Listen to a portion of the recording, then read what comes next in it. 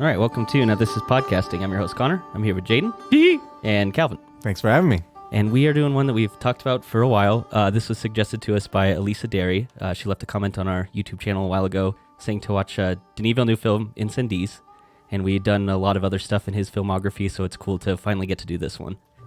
It's definitely interesting, that's for sure. Yeah, so this is a French-speaking film. So this was, all the other ones we had done were all of his English-speaking ones. So it was cool to go back and, especially after seeing Dune that just came out recently, and then going back to this film that came out in 2010, see like how different those two movies are. Very different. This one's wild. Yeah, I think we all text each other like, what a ride. Yeah.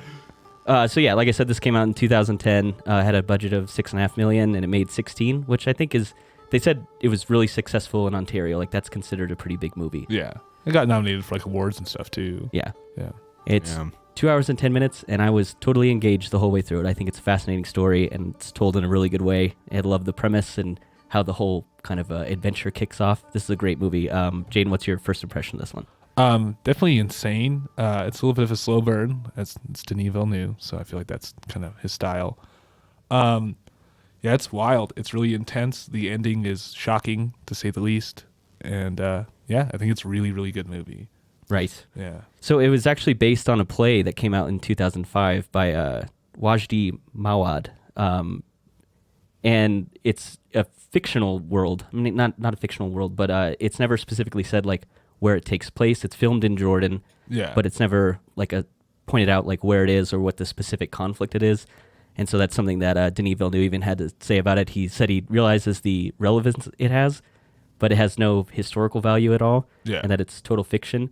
But it does seem totally relevant, and it seems to kind of really paint the picture of the Middle East, at least how we see it now. So I thought that was kind of interesting. It's like fiction, but it feels really real. Mm-hmm. Well, and he even said that, like, so he uses Radiohead songs in a couple places in the movie, and that's meant to reflect that this was a movie from the Western perspective. Yeah. So I think, you don't even need to name anything for. I don't think naming anything changes anything for a Western audience. For sure. Other than it's just like it has maybe more realism, but it fits into our conception of what conflict in the Middle East looks like already. Right. And so what's your first impression of this movie, Calvin? So, my first impression is that you can see Denis' influence in all of it. That was what I was looking for in all when I was watching this, is some of his quirks as a director, as a creator. We have some longer takes, some further takes, some aerial shots. It's just the way he creates humanness around his shot selection that I really love. Ultimately, I want to try and stay as much. Like this is your disclaimer right here. This movie has one of the most wild twists that you'll see in cinema.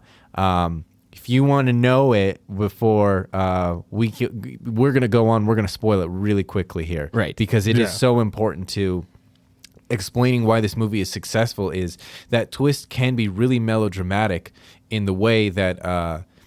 Because it's so implausible, but because of how he shot everything and tied together the themes and the narratives, it hits on every level. So this is just a really, really fine concept that's executed throughout the whole way. Like you could see what the end was going to be, and he followed all of the steps to make you feel that the correct way. For sure. I love this. I think it's a really amazing weaving of two stories and two timelines, and it works together flawlessly. Like you said, I think the kind of reveal, the twist at the end is fantastic, and I was, like I said, totally engaged throughout this whole thing. Just like this kind of slow unraveling of the character, and the main character's like daughter is kind of following in the same path. I like to think it's like they're on the same trail, but they're on two different journeys, Like they're both following in the same footsteps, but like two different stories are being told, and I love how it all worked together, and then the end just ties everything together in a great way. And yeah, this is one of the most shocking endings I've ever seen. Yeah. It was amazing. But yeah, with that, we can move on into like the aesthetic, kind of the look at this film. One of the things I find most entertaining and interesting about it is how it's edited together. It feels like you'll be following one character and you'll be in one timeline, and then it'll just instantly cut to maybe someone else, and you're in a different area of the world now, or you're in a different time period. And I love like that kind of it never felt like I got lost, but it was just so fun to kind of be bouncing around and have the story being told by two different people, but like they're in the same area, you know? And I Yeah. love a lot of like the mirrored shots of the mother and the daughter kind of experiencing the same thing, going on the same path, but it means a different thing to each of them. So I love the way this is edited.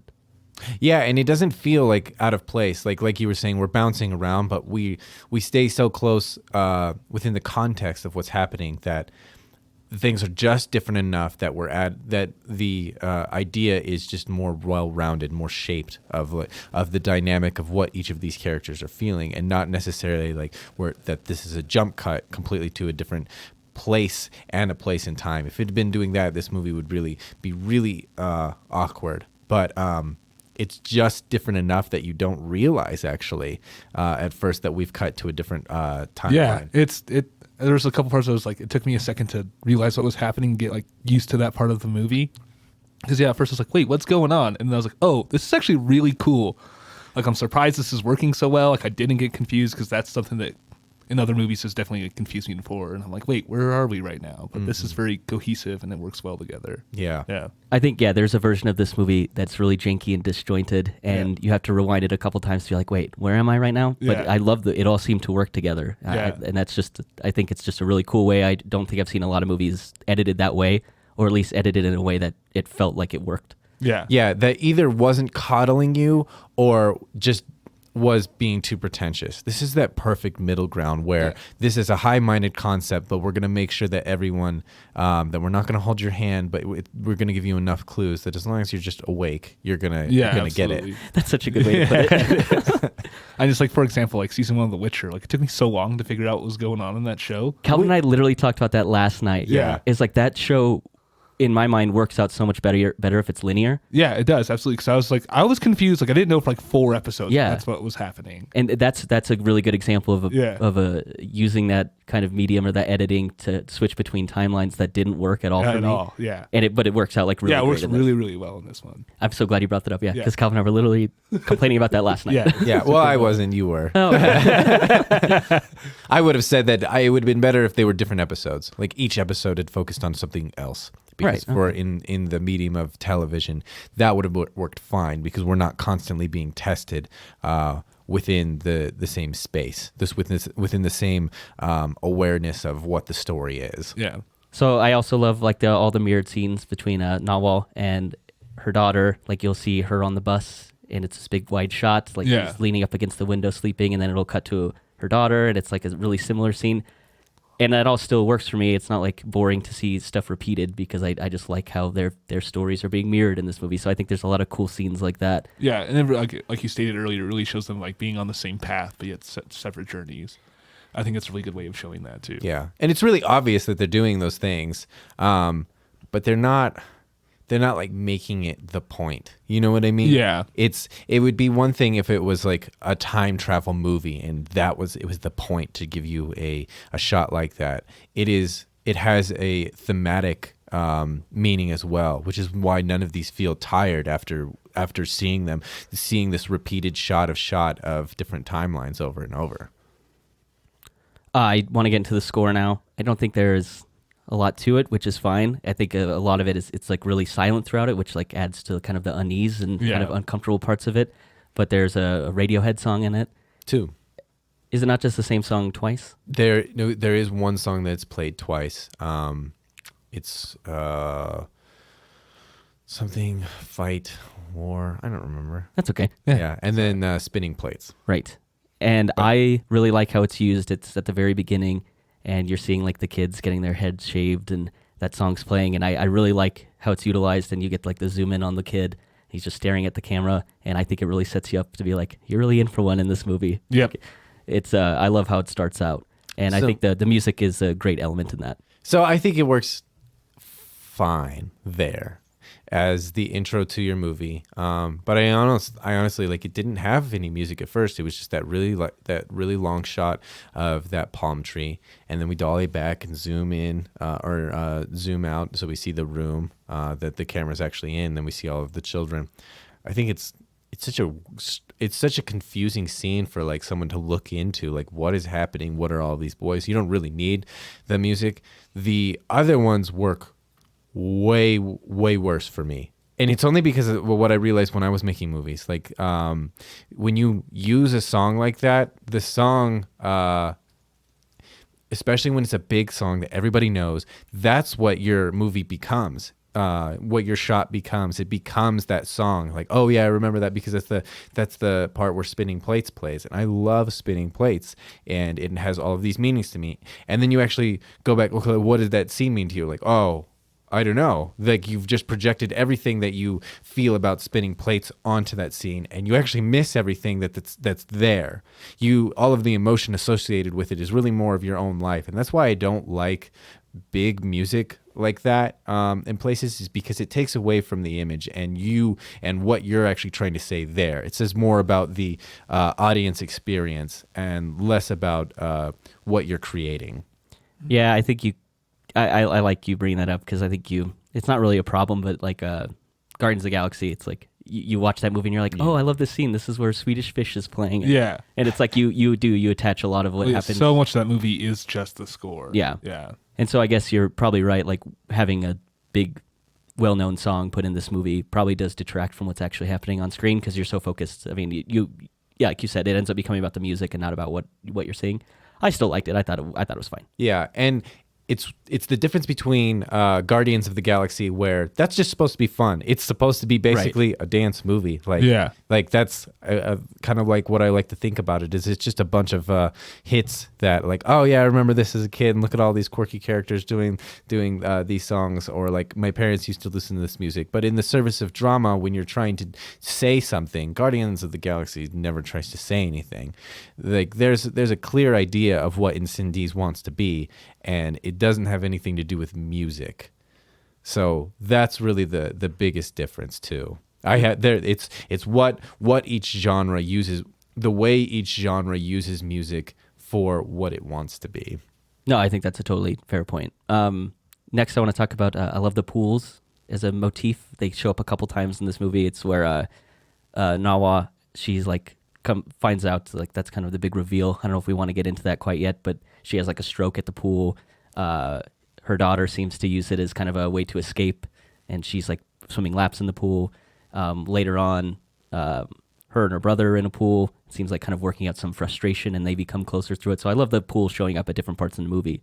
Yeah, I think we should spoil it right here because this is it's so important thematically what happens here. Because, and then at the end we go back to the beginning of where they were in the pool, and she had the stroke, and she realizes that her first son was her rapist. And to find that out it ties together like all of these disparate images of these pools, like that everything was always just a cycle, right? And that we were all in it together, and you have to like break the cycle. Like that's ultimately what the movie is talking about at the end, right? And so to have this thing where we keep returning and where everyone's kind of in the same space. Yeah. And it's not only just the reveal that like it's her rapist and it was her son, but it's also the father of her two twins as well. So it's like there's so much going on at the end of this, and that's why it all is tied in and works so well together that it's not even like I'm not concerned of how crazy or like what are the odds that this would happen, because it's still just such a fascinating ending that it didn't really matter to me. But I do think it's cool. It's like a lot of these big moments take place at like the pool. And I just love how that like keeps recurring throughout the movie. Yeah, and it's interesting how it's a coping mechanism for the twins, and it's the lowest point of Nawal's life. Yeah, which is crazy. Crazy to think that that's the lowest point in her life. Yeah. Oh yeah, some crazy stuff happened to her. Yeah, for sure. We'll for sure get into more of what goes on with her. Yeah, because it's just that's one thing I just love about her character, and like how you slowly unravel all these things about her, and it just keeps getting more intriguing as you go. The more you explore her story. That's why I think this movie is totally engaging. I was never like bored by it. There seems to be another good reveal after another, and I love how it's like the story expands out of that. Yeah, that scene is definitely. It's like my heart dropped. Oh yeah, into my belly. I was like, are you freaking serious right now? Like, oh my god. Well, then seeing it at the beginning with no context to what the reveal is, and then when you circle back to it at the end, it's just like like you said, it's like, oh my heart, her brain just gets broken from like the knowledge that she receives. I love how they didn't even say like what really her problem was. Like she just one day can't function. Yeah. And to think that that's the moment that broke her. Yeah. Which, I mean, I think that would break anybody. Like, that's... You would and you'd say wild. that, and you'd like, she spent 15 years being tortured and never broke. Yeah. That's crazy. All right, so now that we've wrapped up the aesthetic, I think I want to move into the characters. Let's start off with Nawal.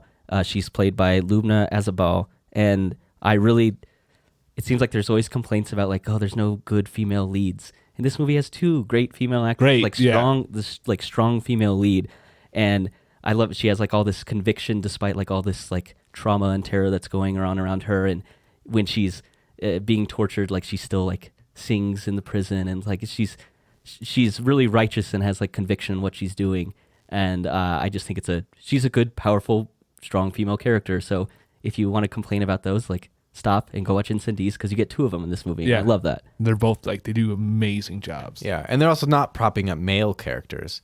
I don't think there's a single. They don't. Neither of them have male relationships that we care about. Like, we have the beginning where the boy she's about to elope with, Nawal, he's just Wahab, shot. yeah. He's shot within like 20 seconds. Oh yeah. Yeah. So you really have nothing Yeah. towards him. Yeah, we feel shock and disgust because wow, that just happened just like that. Yeah. Like, it was so easy for them. Yeah, absolutely. And then And then Graham was all, "Nah, you guys are done." yeah, it's like, you kids, stop playing around. He just shot someone in the head. Yeah, I love how that's like, like I get it. Like, yeah, we got to execute the infidels or whatever. Like, that's basically was her tone. Like, you've brought shame on this family. But yeah, like, also, like, there's no other man like in Jean's life that we care about other than Simone, and Who I really don't care that much about either. yeah, so. it's weird that they're not. I feel like the reason they gave Jean so much more screen time than Simone is because the story is meant to parallel her mom. Yeah. And that's also part of like what's the slight uncanny valley of cutting back between the timelines, is because they look very similar. Right. Yeah. Which is interesting. But yeah, exactly what you're saying. Like, there's no point at which where they're propping up male ego. Yeah. You know? That's why I think they're both great. So we can move on to Jin now. Again, another great, strong female character. Like, Simone is unwilling, because essentially this whole story gets kicked off because Narwhal's died, and she's left in her will kind of I hesitate to say, like, a quest for them to go on. I was going to say a treasure hunt. Yeah. to discover who their brother is and who their father is. They didn't even know existed. Yeah. Brother, they thought their dad was dead. Yeah, I thought their dad was dead and didn't know that they had another brother. Yeah. Right. And so Simone is not into it. He like immediately is kind of brushes it off, and he wants to have a big funeral for his mother, even though it's kind of against her wishes. And he doesn't really care to follow through with what she had requested. And it's her daughter that's the one who's like, I'll pick this up and I'll keep the promise that her mother had set out. And it's interesting their response to that, because Simone says a lot of things that sound like she was very much a person that suffered from PTSD and made their lives as children very difficult. Like, that she was very crazy. She was constantly disoriented. So it's interesting that he didn't want to do that and gave us a glimpse into what their childhood was like, but Jean still did. Yeah. Yeah. So I just like the idea of her being the one who like picks up, and she's going to go on the quest together, like to and that's a really good point to bring up, that like their childhood and it being difficult, because at the beginning of the movie we have no context for why it would be difficult, but then again you see this story unravel and you understand all the trauma that she went through, and it makes like that stuff at the beginning make way more sense. This is a great movie to have a second viewing of. It makes all this stuff like ties in so much better, and you have all this context and background on what's going on. It makes every character like much more rich, and I think it like really builds up the story well. This is a great one. I think I watched it one day and then I watched it the next day. So I really like this. It's a good it was really got better on like second viewing, I think. Yeah, and I think it changed a little bit, but not much. You know what I mean? Like, in the way that like Lamb kind of changes a lot when you watch it a second time. Oh yeah, when you know like the big reveal in that. Yeah, right. for sure. Because the themes are still there and it's kind of obvious, but not necessarily the nuance of some of the actions. Right. So I want to move on to Simone now. We touched on him briefly, but I had problems with the side characters in Midsummer, and I was like, they don't do anything, they're not interesting. And you guys corrected me and let me know that the movie is about Danny, and all these characters are just in service of her and her story. So it doesn't matter that they're not fleshed out and a big deal. And I think Simone is really similar in that way. He only exists to like kind of turn down doing what his mom had, like her last wishes, and that adds more weight when his sister goes and like is going to follow through with it. So I think he's in this movie in the service of her and her story and his mother's story. So it's not really, I didn't feel bad or like, oh, like there's so much they could have done with this character and he's barely in it, because like I said, you guys opened my eyes about my complaints on Midsummer. And I realized like, yeah, he's only in this in service of the other characters. So it's not a big deal that he's not in it very much. Yeah, I don't think that he needs to be. I think that, yeah, he's mostly just a weight on his sister's back. Now she's like, okay, now I have to do your part too. Like, thanks, dude. And it just shows like her strength and where she gets that from her mom. I think that's like exactly huge for the parallels of the movie. I think showing that like she, like obviously she's not going through like what her mom went through. Yeah. But her able to do this task on her own when it was requested by both siblings, showing the strength that she got from her mom too. Right. I had a note of that. It's like she's clearly not in peril or danger the same way her mother was. Yeah. But you can tell there's still like a struggle in what she's going through to kind of complete this task. And I think that would kind of get ruined if she's doing it alongside her brother. Like I like that she's alone and she's kind of piecing together all these clues and tracking it down herself. Yep. I like that parallel with her and her mother. Yeah. The only reason he actually exists narratively is just the fact that there were twins. And so when the midwife says, are you ready for the second one? You start to be like, oh. Yeah. Oh. And it's like a slow, I love how the reveal isn't like, it's not like immediate. Like you could see everything even before the characters did. And so it was really a slow reveal and a slow build up to this twist. And I think that's why it works so much better. Rather than just being like, our brother is the one that raped our mother and is our father. I think that weird. Yeah, I think if that line just existed without us being able to see anything, this would be a really shitty movie. Yeah. Yeah. I do like it. It feels like all the pieces are there and like the audience is like catches on to what these reveals are before the characters do. And I really like that a lot. It makes this movie feels really personal because of what the twins are going through, and especially the daughter. Because it's like we feel like we're catching up to all this alongside them, and so that's why this story feels like really more impactful and more personal, because it's set out for us, but we're like discovering it alongside them. And that's one of the elements of this story I really like. Yeah, and we don't even actually need the reveal because everything is there. But the reason that these characters go through it is because it's important to say the theme. You know, otherwise the things just kind of dangle there, and I don't think this movie is as powerful if you don't say the twist and connect all of the, because then you don't have the letters, because without the letters then this movie is just kind of open-ended and it doesn't really say anything. It's really more about struggle and anger and love, and how it's kind of a cycle. It's really two sides of the same coin, depending on what content, like which side of it you're on. You love your family, so you give up this child that's a bastard, and then that child has a terrible life. Yep. And then the child that has a terrible life gives life to kids that have a much better life than he did. Right. And it's weird how those things exist in as a dichotomy, but within the same space. You know what I mean? Right. Like whether you look at them through a slightly different angle, then suddenly it's a good thing. Yeah, no, you brought up the letters, and I think the letters that really tie it all in and bring the movie like to this like really great culmination at the end is the letters to Nahad, which is her, like we said, the son and also her torturer. The father, yeah. And that's just he doesn't have a lot of screen time, but I like the little snippets you get of his character, and it really builds it up to the end, like his big reveal and him getting the letters, and like I love that he gets the two letters, like one both as like the rapist and torturer, and then one as her son. Yeah. And that just, it brings the whole movie together perfectly. And even though he's not a big presence in terms of screen time, he's like a big presence in terms of the narrative. And I love how he's used in it. Like you just get little bits like him as a kid getting his head shaved. Yeah. Or you have him as like a sniper. He like kills a couple kids. He's getting Narwhal to go to Canada, but he's off screen the whole time he's talking to her, saying that it's best for their kids and he'll Yeah. always be there for the kids. So he's not like in the movie as much as you'd think he is, but he has like such a big impact on it. A massive impact. So like one scene, like one part when he's opening the letters and like he's reading the part about him being the father, and he like opens the door to look for them.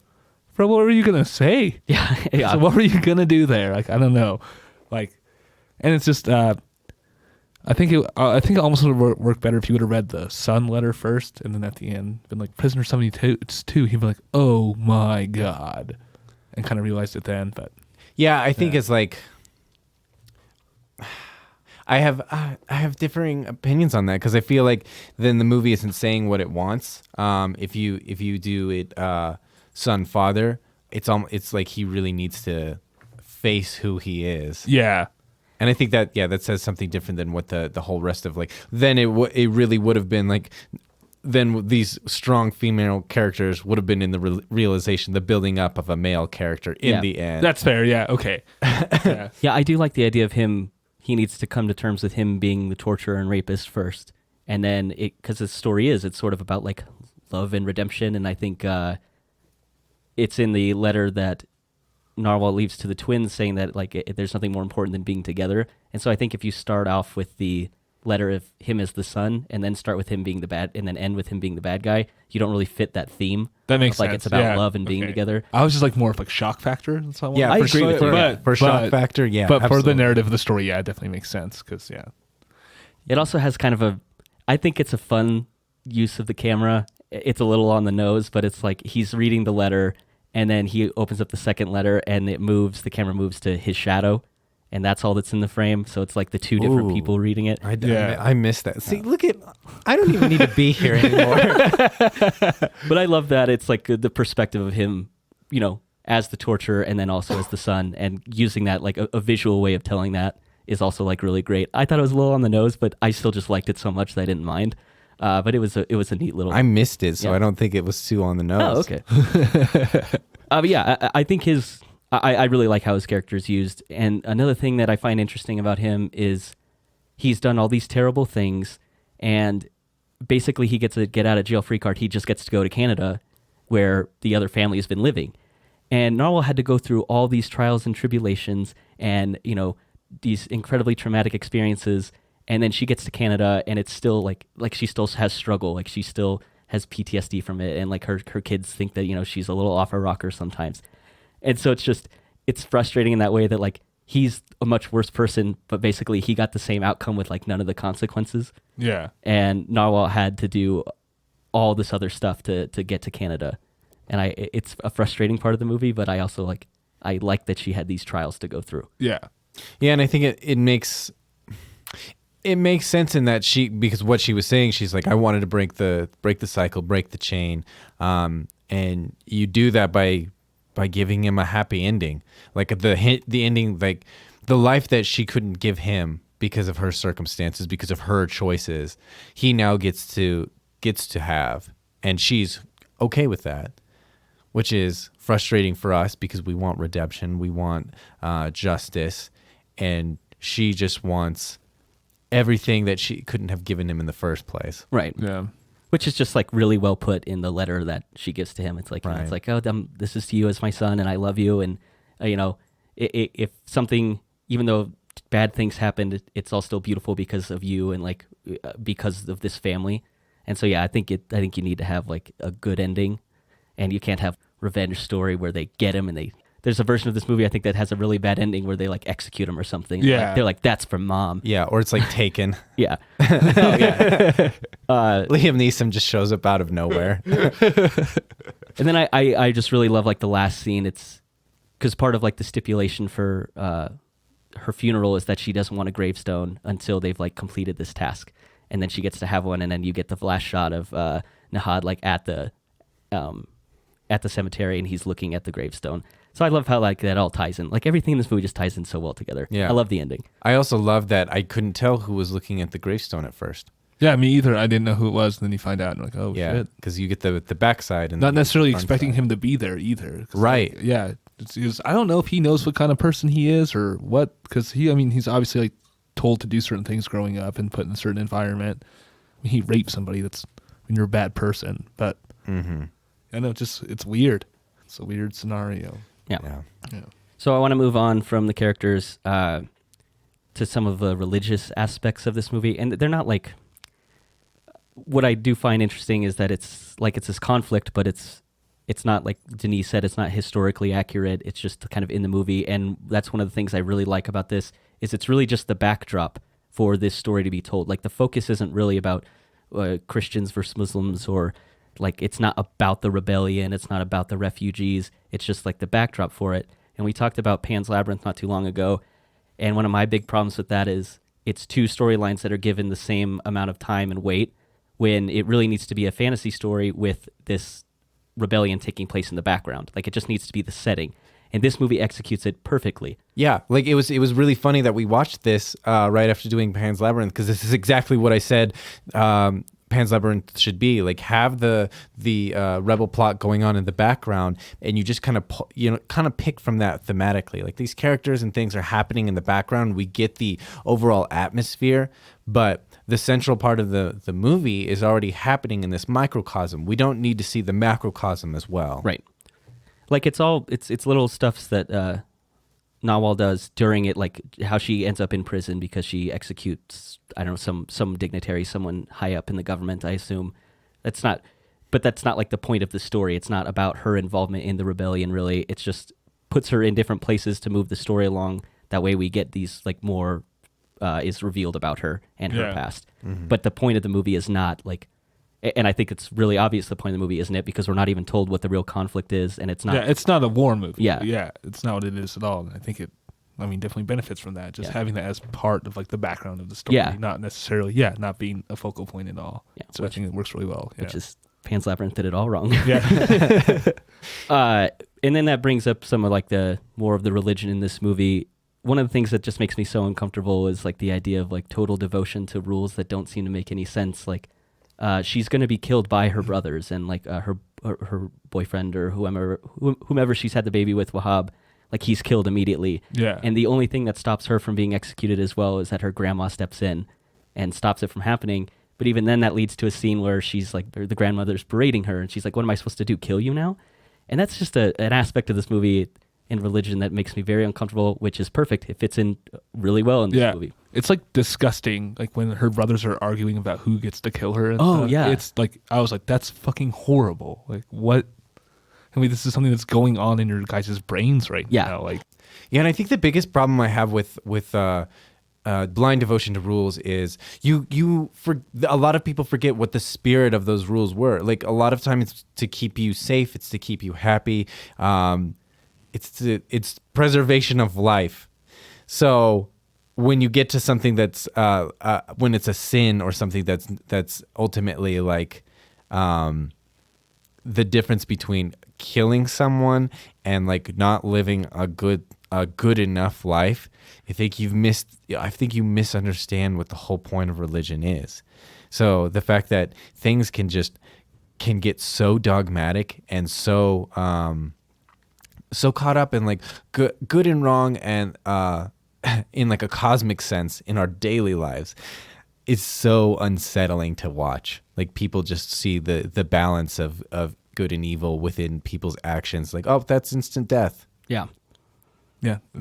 It's gross, honestly. Yeah. Like, it makes me very uncomfortable. Yeah. But I love how it's utilized in this movie because it fits like kind of the kind of dark tone and theme of it. So I think while it makes me uncomfortable, I think that's on purpose. Yeah, Yeah, absolutely. Really well. Yeah. And I think it's kind of the end message is kind of like an admonishment of religion in the end, because it's really like that's where the cycle began, was a religiously motivated assassination, Yeah. and execution, and that is ultimately what leads her to being raped by her son. Yeah. Is Yeah. religion. Just God, it's so weird that exists in this movie. Oh, right. Yeah. And that's like not even the biggest reveal. Yeah, I know. And I did the timeline. It makes sense. Like if she was like 18, 19 there. And then 18, 19 years later or however long. Yeah. My only issue is I think whoever they wanted to cast as Nihad, I think just needs to be older looking. I think a little bit. I think he looked too close to the same age as the twins, or like in the same range.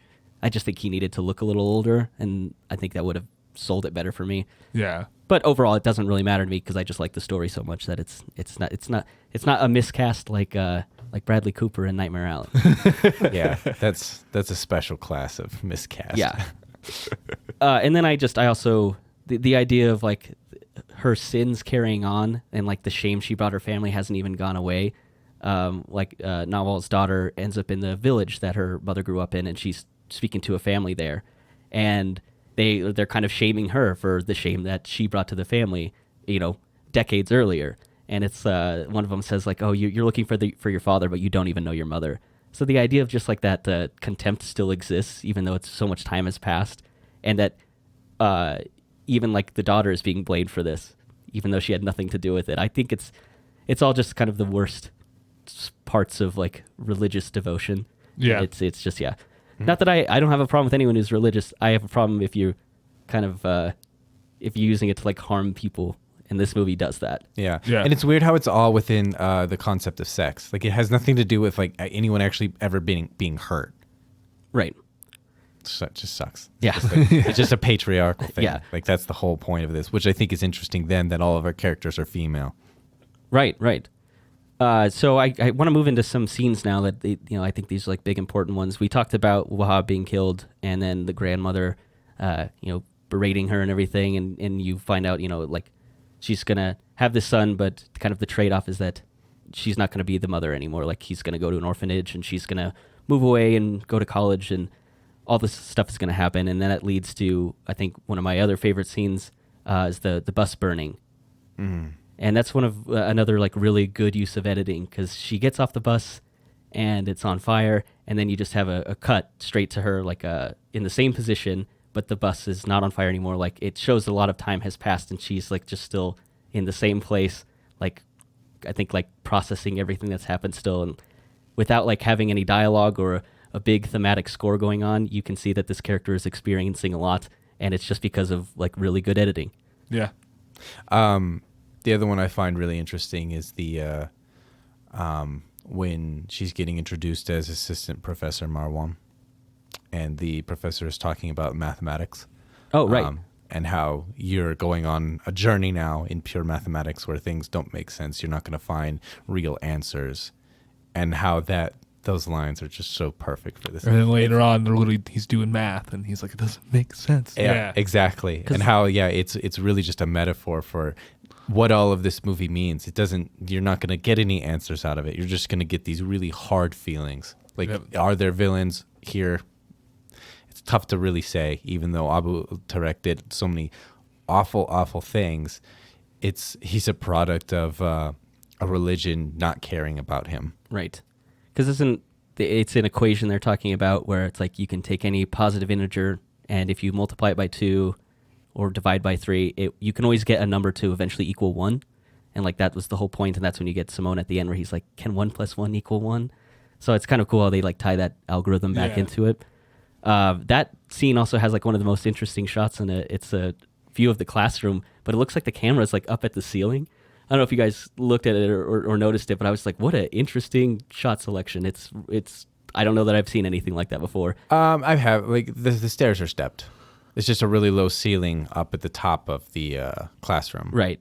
So that's why it looks like that. It just feels like the camera is like right at the ceiling. I was like, Yeah. oh, that's interesting. There's actually a few things like that I just love seeing a director that is not Guillermo del Toro doing the most obvious shot that you can. We're really jaded about him. Yeah. We watched too many of his movies in a row. Yeah, exactly. But there's one where Jean is walking through a building, and her head is in the middle of the frame or just below the middle of the frame, but it's far enough back that you have all of this negative space above her. Yeah. It's just a really interesting shot. Like, we're not doing a close up on her face. We're not following her eye line. We're not we haven't set the camera up halfway down the hall and we're just panning as she walks by it. Yeah. And you don't find that as a consistent refrain. It's just something that he does once. Yeah. There's a couple just interesting ones that, they're not like repeated throughout the movie, but they're just neat to pick up on. Mm-hmm. All right. I want to move on now to kind of your like closing set piece, your finale, where Simone is found out that his father and brother are the same person because he's spoken with this warlord who's kind of given all this background on Nahad and who he is, and it's revealed that he was the rapist and torturer who fathered them. And then you get Jean's realization when she's speaking with Simon, and he brings up like 1 + 1 = 2. Can 1 + 1 = 1? And I love like he doesn't like explain to her what's happening. She just has the realization. Right. That gasp right there, like I was like, oh my god. Right. Yeah.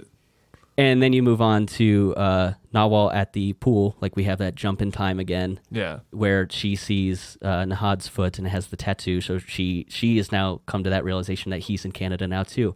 And there's all that hope. Right. Yeah. And so I really like the way this ends because it feels like it's the same story being told back to back. Like they're all coming to this realization of the same thing. But I really like it. It's like they all get to experience it, and you get to see it from each person's perspective. And so it doesn't feel like, oh, you're showing me the same thing over and over again, because I get to see how each character feels going through seeing it. And that's one of the reasons I really love this ending. It doesn't feel like, okay, like you're just repeating this over and over again. Yeah, no, I think it works out very, very well. Because, yeah, I think if we would have known, like, she saw the 3 dots or whatever before, it would have been, we would have got there and be like, oh, that makes sense why this all happened then. Right. But then, yeah, having that reveal afterwards was really, like, massive payoff. Right. Yeah. And then just like the closeout with him getting the letters, like we touched on it already, but that ends this movie perfectly to me. I think so. Really nice bow. Yeah. On it. Yeah. Yeah. It's very pleasing for the audience. Like, it's uncomfortable still. Like, the entire part of that is super uncomfortable for me, at least viewing this. I think I had a note where I said, what a satisfying ending, but it feels weird to say that because this movie's so gross. Yeah, it is story. Gross. Yeah. So it's weird to be like, what a nice ending. Yeah. But thematically, it's a really great ending. It does, yeah. Yeah, it is a perfectly self-contained system, despite having like all like there are no answers. Everything is just gray nuance, which, man, we have been dying to have on this podcast in a long time. We've been inundated with, I think, really boring stories. So this was such a pleasure to watch. I was really glad to get to this one finally, and we've been talking about it so much. So I was really thankful to get to this one. Anyway, we apologize that you suggested this so long ago, and we're just now getting to it. Yeah. But I like being able to add this to our suite of Denis Villeneuve films. I feel like we've become real experts on him. It's probably a top 3 in terms of his filmography. Yeah, I guess I don't know. I guess I don't know where I put it because I still think I like Enemy better. Enemies probably still is. I mean, I just love the all of the Jung stuff with that. So yeah, that's still going to be my favorite of his. And I still just love the aesthetic and story of Blade Runner 2049. It's such a spectacle, and I think it's so great. I actually probably put Incendies in terms of like which movie I was more engaged with. I would put it above Dune. Because we read the book, and it was just shot for shot the book. It's exactly what we wanted from the book. Right. That kind of cheapens the experience of the movie. Yeah. Like, don't get me wrong, that movie is a spectacle as well, and I like watching it a lot, but in terms of, like, which one do I think I get the most out of, I would put Incendies above Dune. Well, yeah, and it's just very original. It hasn't been done before. There's no, I mean, as far as I know, like, there's the play or whatever. Right. But, I mean, I never heard about that or saw it before this. And no, this kind of story feels like very something original. I don't see all the time. Yeah. I mean, besides, like, the whole break the chain and incest stuff, that's very Game of Thrones. But other than that, they just watched this movie like, let's just take all of those lines and put them in our show. Yeah, exactly. We have 8 seasons of material now. But yeah, we can move into our final thoughts now. I just think this is, like I said, just what a wild ride this is, and it's totally engaging. I think it's put together in a way that is really interesting, and I never got lost in it. And I think that's just a real testament to the way it's written, the way you're invested in these characters, and then the way it's all edited together. It just was flawless to me. I thought that it had one of the best endings I've ever seen. I'd put it right up there with like the same emotion I got out of like the end of Whiplash. Like, these are 2 different movies and the endings are different, but I was like really feeling something at the end of Whiplash, and I was really feeling something at the end of this. Like, these are 2, like, it just really got me at the end, and I just love how it all it closes out and it all ties together. Yeah, I mean, I agree with that, because it is so wild and there's so much going on, and the story's so massive and yet so small at the same time. Like, it's very contradicting. Like, I like to think of this as like neatly wrapped chaos. Like, you just have like this like beautiful looking present. It's got this nice bow on it, but then you open it up and it's just insaneness Yeah. inside of it. And Yeah, it's a literal Pandora's box. yeah, it's crazy, but yeah, very well done. It's super original. You don't get to see a whole lot of movies like this. All right, Calvin, what's your final thought on this one? Yeah, I feel like I've said almost everything I wanted to about this movie. It's I think sometimes it is too focused on the narrative and making the theme coherent that it kind of loses some of the humanness. So it's very, very good. And it's just it's what's so great about it again is why Denis is so great. It's well executed. Yep. He knew exactly what his movie was, pared everything down to what needed to be there to say what he wanted to, and that's exactly what happened. All right, and Jaden, how many heel tattoo dots would you give this one? Probably give it like 9.2 baby tattoos. Yeah, it's very good, very well done. Super intriguing. Obviously, foreign films aren't my favorite thing, but it's very well done. Yeah. Even for Canada. Yeah. Very, very good. I'm very happy I got to see this. Great suggestion. Yeah. I forgot about the baby screaming, getting tattooed. Yeah, because what the fuck are you tattooing a baby for? That was so brutal. Yeah, it's uncomfortable. Yeah. Yeah, they were more worried about marking him as a bastard rather than circumcising. But that is also another great scene too, because he's like, "Oh, get a look at your mother so you can recognize her," and then she like has to let go right away. There's not like a long scene where they're like, she gets to hold him for very long. She's gone, and he, he's going off to the orphanage. So that's a really tragic scene. Yeah. Mm-hmm. Yeah. So I'd say again, it's not as good as Enemy. It's not quite as expressive as I want out of films, especially with what's there. So I give it an 8.6. It's really, cool. really good though. Yeah. I just love you nailed it. He knew what he wanted to make and it's executed flawlessly. And I put it at an 8. I really like this movie a lot. And yeah. So with that, we're wrapping this one up. You can find us on any platform that you want to find a podcast on, like Spotify or Apple Music. We also upload all these to YouTube, so please leave a comment. Tell us what we're doing well. Tell us what we're doing wrong, and leave a suggestion. We finally got around to doing this one that was suggested to us, so if you have any ideas, let us know. And with that, thank you for listening to Now This Is Podcasting.